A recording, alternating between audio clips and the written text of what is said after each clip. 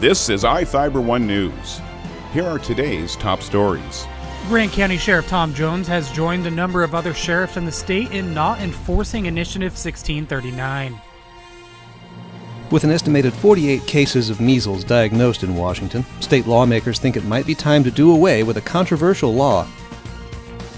The 2019 Numerica Credit Union Winter Ice Gala took center stage at the Town Toyota Center on Friday night.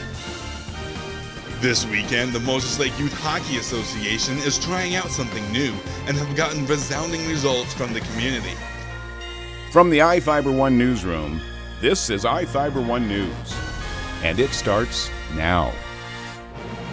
Grant County Sheriff Tom Jones has joined a number of other sheriffs in the state in not enforcing Initiative 1639.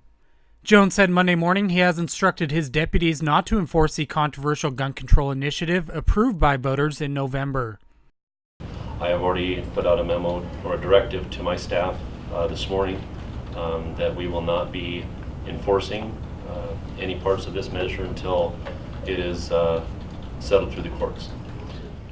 As everybody knows, Grant County is a huge Second Amendment county, and they take their rights to bear arms very seriously.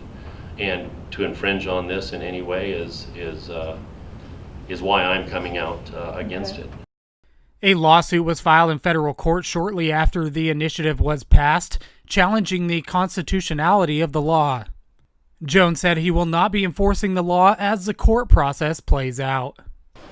Well, again, I go back to the constitutional validity of this initiative, and being in the position that I'm in as the county elected sheriff, I made the decision to not enforce this one based on the current lawsuits that are pending on this particular initiative, and then to have my folks go out and actually enforce this law when it's being constitutionally challenged doesn't meet the common sense test to me. And so that's why I made the decision to put a directive out to my staff not to take any enforcement action on this until it's been resolved through the courts. Grant County Commissioner Tom Taylor said during a public comment period Monday morning that he supports the sheriff in his opposition. Commissioners Richard Stevens and Cindy Carter were not in attendance Monday morning. Jones said if the courts later uphold I-1639, he will work closely with the prosecutor's office as to what course of action to take forward. And I'll be honest with you, I think there's a lot of sheriffs that will still continue not to choose to enforce the Initiative 1639. But that's down the road, and we'll see what happens in the courts, and then I'll make that determination at that time. Jones joins at least 8 other sheriffs in the state that have said they will not enforce the law. This is Joe Utter for iFIBER 1 News. This segment is brought to you by... Change doesn't have to be complicated. With a low-profile microwave hood combination that's ready to install right out of the box. It fits in the same space as your under-cabinet hood, so you can get your microwave off the countertop and make space for the routines worth keeping. The low-profile microwave hood combination from the #1 selling appliance brand in the USA. Whirlpool Appliances, now available at more furniture in Ephrata. With an estimated 48 cases of measles diagnosed in Washington, state lawmakers think it might be time to do away with a controversial law that allows parents to avoid crucial immunizations for their children. State Representative Paul Harris, whose district includes the Clark County suburbs where most of the measles cases were found, introduced a bill to eliminate philosophical exemptions to the measles, mumps, and rubella vaccine that's required before a child enters kindergarten. House Bill 1638 would still allow that exemption for parents wishing to refuse other childhood vaccines, like meningitis or whooping cough. Of the state's 48 measles patients so far, 41 were people who were not vaccinated against the disease, and 34 are children, ages 1 to 10 years old. Harris is a Republican on the House Health Care and Wellness Committee, who's also championed proposals to outlaw teen tobacco use. 14 Democrats have signed on to co-sponsor Harris's bill, allowing a good chance it could pass the democratically controlled chamber. The response to measles statewide has gotten serious. Last week, Chelan Douglas Health District Administrator Barry Kling warned that children without vaccinations will be barred by law from attending school if measles occurs in either of those two counties. Harris's bill is scheduled for its first committee hearing on February 8th. For information on getting your child immunized, contact your doctor or your local health district right away. Jefferson Robbins, iFIBER 1 News. This segment is brought to you by Your taste buds bored? Well, then bring them to Jay's Teriyaki. Not only does Jay's have a variety of teriyaki dishes, they also offer mouth-watering salads and sides. Call Jay's 509-764-5155. Jay's Teriyaki, located at 123 East Broadway in Moses Lake, because it's all in the sauce. The 2019 Numerica Credit Union Winter Ice Gala took center stage at the Town Toyota Center on Friday night. The event was a fundraiser for the Arena Youth Enrichment Fund, a grant program which is part of the Community Foundation of North Central Washington. Along with the twinkling ambiance of the decked-out main rink at TTC, there were also a myriad of stars who shined both on and off the ice, including 2018 Miss East Cascades Melanie Garza, who favored the attendees with her musical prowess. It has meant the world to me. Walking in, this was my first experience as a title holder, and I didn't quite know what to expect. I had an idea, but what is actually happening and what I expected is so much different, and it is so much more. Another local bright spot at Friday's gala were the performances from members of the Wenatchee Figure Skating Club and 14-year-old Valley native Liam Kapakis, who has been competing throughout North America for several years and even won a bronze medal at the U.S. Nationals in 2018. The gala is a very big show, I think. It's a fundraiser.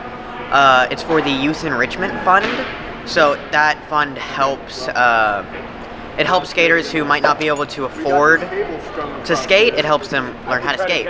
So I am very proud to be a part of it, and it's a lot of fun. In addition to the homegrown talent on display, the gala also featured some nationally renowned figure skaters too, such as 2018 Olympic bronze medalist and U.S. World Team member Mirai Nagasu and 2018 U.S. National silver medalist Ross Minor, who both dazzled the rinkside crowd with their incredible displays of on-ice athleticism. It's really exciting to get to skate with the local skaters. I think that I find inspiration from them because they just really love skating, and sometimes when you get to the senior level, it's easy to fall to the pressure and the expectations, and so to be able to skate with the local skaters is always a pleasure and honor for me.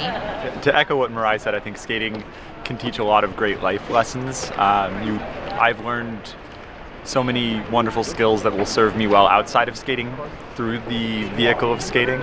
I have a coach who always said the hardest thing you'll ever do is be on the ice in front of a crowd. If you can handle that, bosses aren't so scary. The gala also featured a formal dinner and auction that included some items like this Fender guitar, fully autographed by members of ZZ Top. Vice President of Marketing of Town Toyota Center Jennifer Bouchon tells iFIBER 1 News that the event helped in raising more than $20,000 to support the Arena Youth Enrichment Fund. Reporting for iFIBER 1 News, I'm Chris Hansen. This weekend, the Moses Lake Youth Hockey Association is trying out something new and have gotten resounding results from the community. With the weekend wide open, Association President Ryan Porter and company decided to throw together a pond hockey tournament. Pond hockey separates the rink into 3 smaller rinks, and the goals are much smaller as well. Games are only 20 minutes, giving it a condensed and urgent feeling. Porter only had 4 weeks to slap together the tournament this year and only got teams from the local area and the Tri-Cities, but there was still a huge turnout. That's because this tournament didn't just include kids of every age, but also adults. Adults were free to sign up and participate, and they did so in droves. Friday night, the tournament started at 6 p.m. and went until midnight. Saturday, they got up early and started playing at 9 a.m. and won't stop until 9 p.m. Porter wants to make this an annual event, with it being bigger and better next year with more planning. Porter said next year will be a 3-day event instead of 2. He also hopes to see teams from all over the state and even mentioned he'd love to have live music next year as well. If you missed out on this year's pond hockey tournament, keep your eyes peeled for next year's, which will likely be the last weekend in January again. If you're just a hockey fan, then you have all day Saturday to watch plenty of action. I'm Adam Chikoski for iFIBER 1 Sports. This is iFIBER 1 News. For more information on these stories and other news, visit us online at iFiber1.com or check us out on Facebook.